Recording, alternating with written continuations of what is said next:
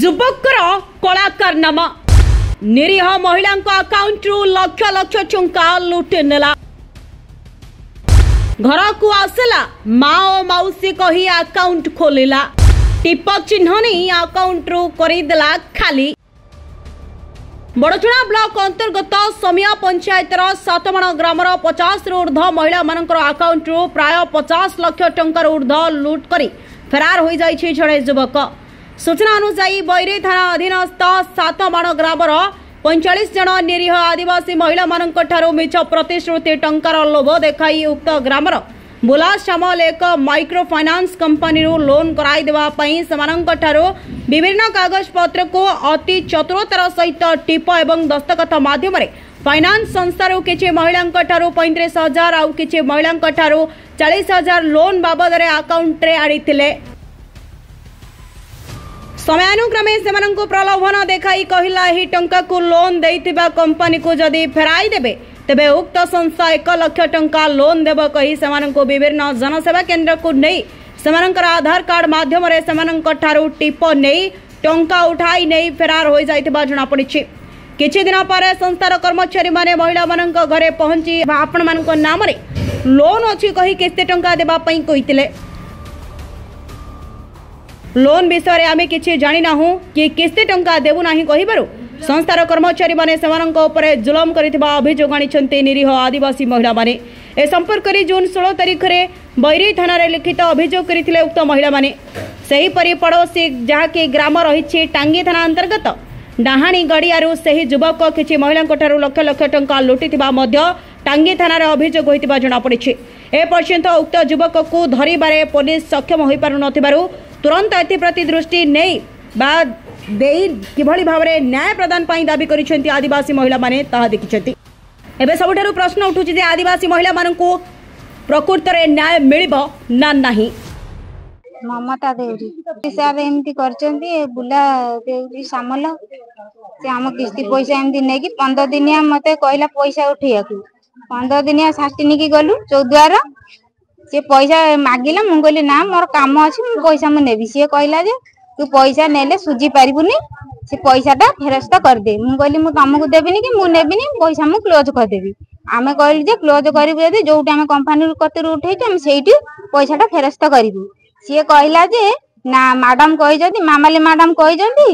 जो जनसेवा केंद्र रु सेठी पैसा क्लोज होउछि टिप द्वारा क्लोज हेइ जिवो एई कथा कहि करी नेले पैसा क्लोज करियाकू देखला मासे हला सेटू किस्ती पैसा नियंती आम पाखरु एटू मासे पर हेलाडू रजकू एटू आसिले पैसा नबाकू आम कहलु की पैसा सी कहले जे तमरा किस्ती पैसा आम कहलु पैसा क्लोज करि देइचू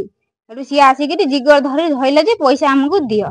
एपा सही लोन तारा नहीं छी सी हमकू ठकी किना सी ना नेला हम कहलु सी जदी गां लोक हमकू जे बुला बुला सी एते तार ताकू राणा पकेला ता स्त्री राणा पकेला ता पुओ राणा पकेला आमे ताकू विश्वास ताकू देलु पैसा किंतु पैसा आमे टंकाटा आमे डरिनु कि देखिनु पैसा से केमिति कोन कोला जे आमे निजे जानि पाइलो नै आमे तो मूर्ख लोक तमे भी जानिथिबो आमे मूर्ख लोक पाठ साठ नै हमर हुंडी हुंडी लोक से जते बडे कहला आमे ताकू पैसा तासी तार उठे कि नेला नेला जते बडे तार वर्ष सुजिला पैसा वर्ष देला सी पैसा सुजिला आउ वर्ष तार कोन पाइ देला नै चल देउरी बोला हम किस्ती देले आमे गलो फेरस्त कर दऊ पैसा ये नहीं आमे कहले आमे पारिबुनो किस्ती आनी न पारिबुनो आउ से कहला तुम पैसाटा फेरस्त हो जिवो फिंगरप्रिंट देले फेरस्त हो जिवो फेरस्त न कर पैसा को आनी तार नै जाई आउ एठी किस्ती वाला पैसा दउथला आउ देला नै जोटू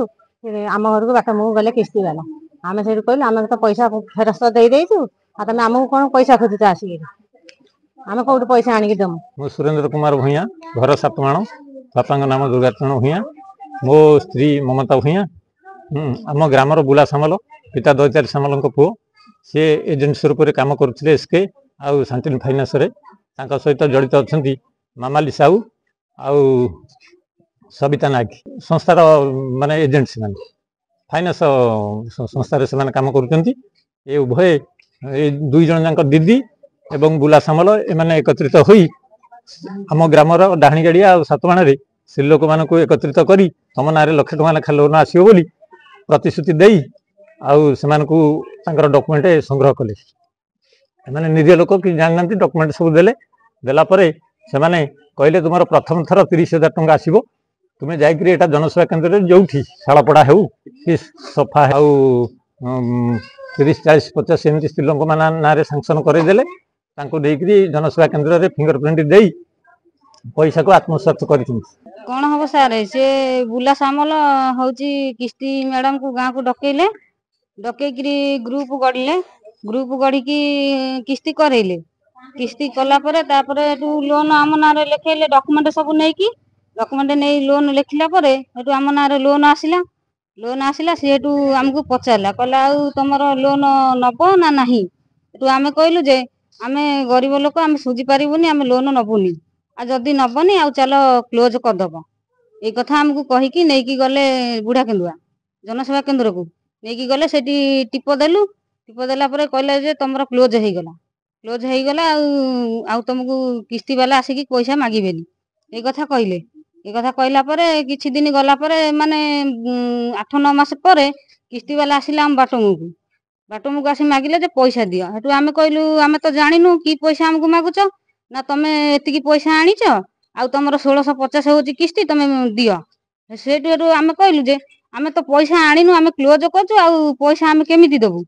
ना हेतु झगड़ा हैला परे बहुत पाटितुंड परे हेतु से बुला सामले जे पैसा नैथिले आम ठारू से लुचिले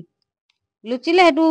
तांको खोजिलु तांको न पाइला ठारू हेतु थाना गलु बौरी थाना गलु केस देकरी आसिला परे हेतु थाना वाला किछि एक्शन नेलेनी मासे हेलानी भी किछि नौनांती कि शुणुनांती आ आमे आज्ञा कोन करबो आम कथा टिके बुझंतु। जाजपुर जिला प्रतिनिधि दिलीप कुमार बरांग को रिपोर्ट संस्कार टीवी ओडिशा।